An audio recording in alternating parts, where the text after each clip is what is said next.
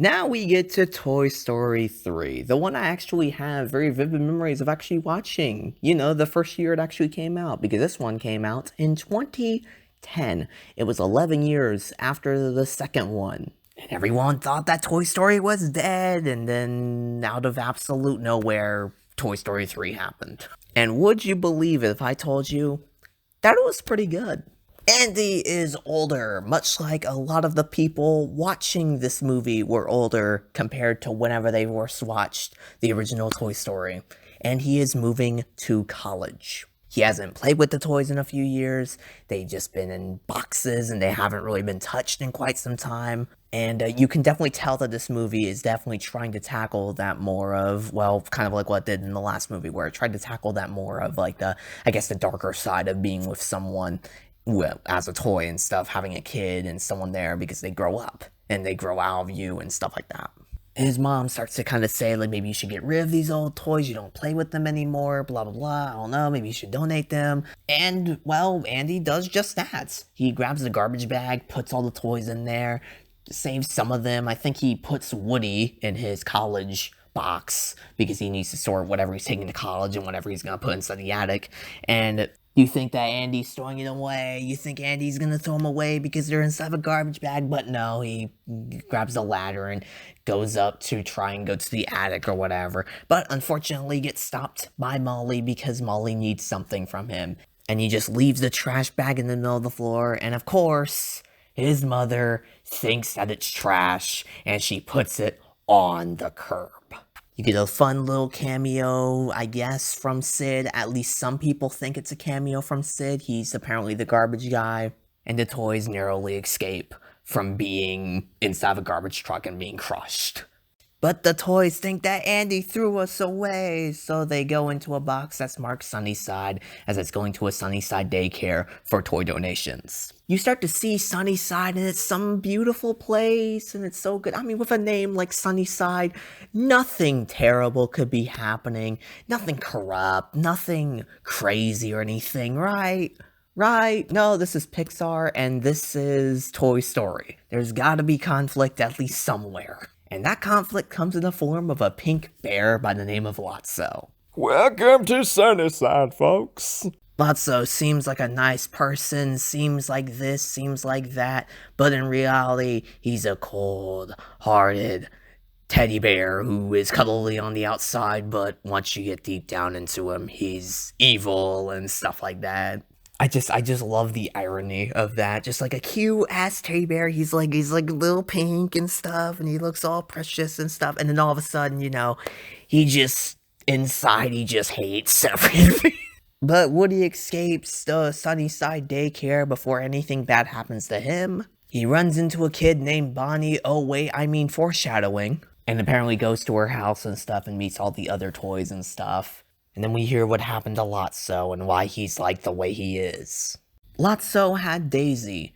Daisy loved Lotso so much until one day, unfortunately, after they got lost and stuff and they tried to go back home to Daisy, to their owner, they get up to the window and realize that, well, she replaced Lotso. There was another bear that looked identical to Lotso, and she hugged him just as much as she did Lotso.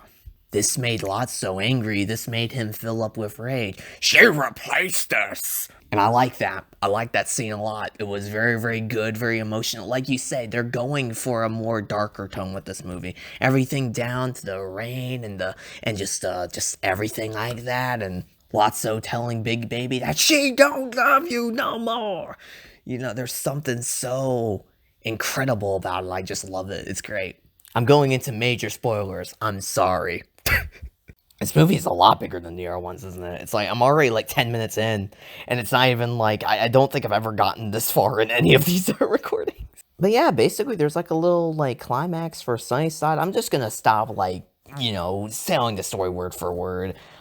Just so that way I don't like talk about the incident because I can. But they escaped Sunnyside, and probably one of the better parts of the movie was definitely whenever they were escaping Sunnyside and stuff, and you have this part with I guess it was the incinerator, I think. That's what it's probably called. I hope that's what it's called. If not, I'm gonna be an idiot. But you have that part, which is crazy, and the fact that they, like basically are giving up at that point, and they just have their hands and they just hold hands and stuff all together, all the toys accepting their fates.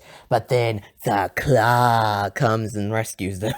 I also like the part, forgot to say before that there was a part with, you think that Lotso is like, turning over a new leaf and he's like helping them and stuff. And it's like, oh my gosh, you gotta push the button or push the lever. I think it was a button. I think it was a button. Whatever, he has to do something with something, a button or a lever.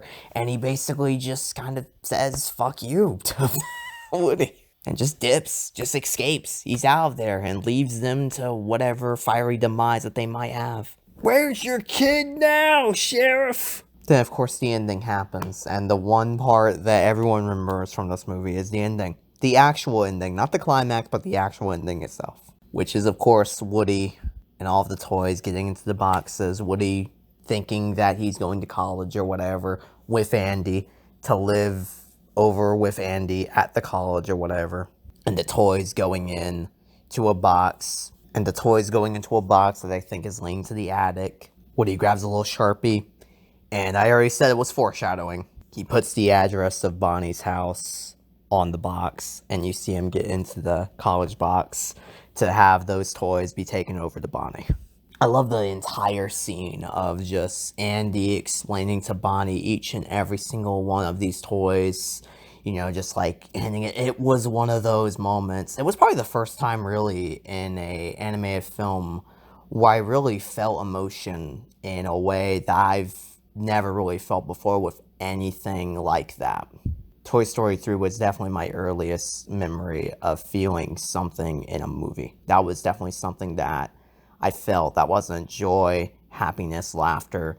It was just sad. Sad in a very, very good way. And of course, you have more foreshadowing with Andy. You see Andy walking up through the little box. There's a little peephole on the box for the college and stuff. And the camera looks through that hole. And then it goes inside of the box, presumably, where you think, hey, it's Woody. He's looking out to making sure that they're doing good and he's going to watch over them and stuff. But no, Woody's inside the box, and Andy doesn't know this, and he's like, wait, how the hell did you... And you see him, oh my god, you see that, and it's just like so well done. It's so well done. Oh, the scene is beautiful. I love that scene. It's such a beautiful scene, man. And Andy goes off to college, and they're with Bonnie now, and that's where the next movie comes in. Anyways, guys, this is great. Like I said, it's great. At the very beginning, I only said it twice. It's great. Anyways, guys, I will see you guys in my next video, which will be the final movie in the Toy Story franchise, at least for now. Thank you guys so much for watching. If you guys enjoyed my video, leave a like, comment, subscribe, and awesome. And of course, guys, I will see you guys in my next video. Thank you guys so much for watching, and goodbye, everybody. See you guys soon. Take care, everyone.